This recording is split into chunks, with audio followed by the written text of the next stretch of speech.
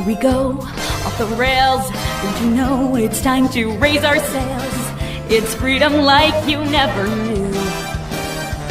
Don't need bags or a pass. Say the word, I'll be there in a flash. You could say my hat is off to you.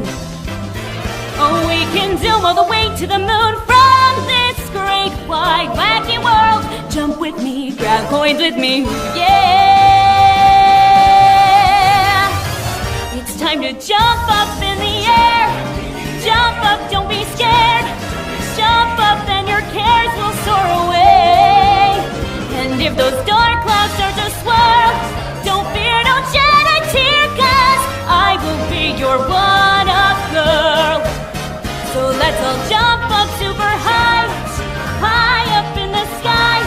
There's no power up like dancing. On a clear day when the sky is blue and there is just enough breeze to blow the clouds away, you can stand on the big hill above the valley and watch Duck and Oliver far below, busily at work on Duck's branch line near the sea. The two engines are very proud of their matching coats of gleaming colour.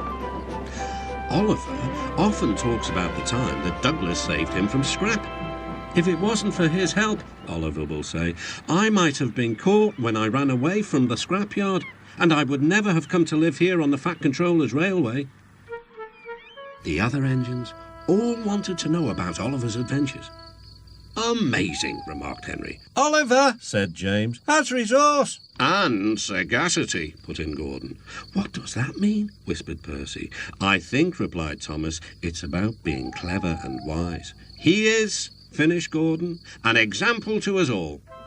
I'm sorry to say that Oliver became very puffed up in the smoke box. Henry says I'm amazing. He's right.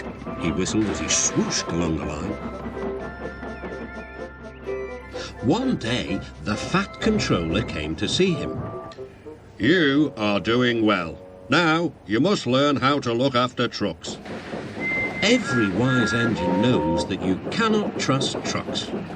The other engines warned Oliver, but he took no notice. You think I can't manage? He said huffily. Gordon knows better. He says I'm sagacious. You may be good gracious, or whatever you call it, but trucks can be troublesome and— Say no more, Duck, interrupted Donald. It's maybe a pity, but the wee engine'll have to learn for himself.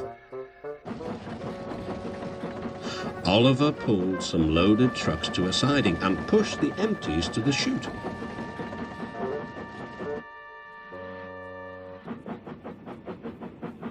Then he came back to take the loaded trucks away.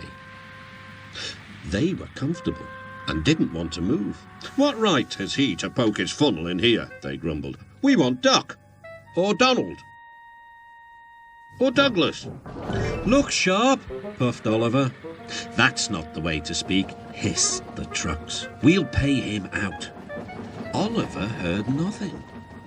The trucks moved smoothly at first, then suddenly Oliver felt them push forward.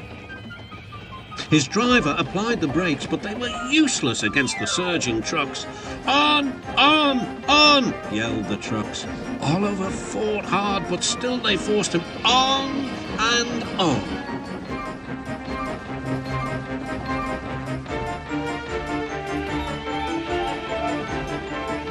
At last the trucks grew tired. I'm winning, gasped Oliver. But it was too late. Oliver lay, bruised and bemused, bunkered down in the turntable well. Duck surveyed the damage. Hello, Oliver. Are you being a good gracious engine?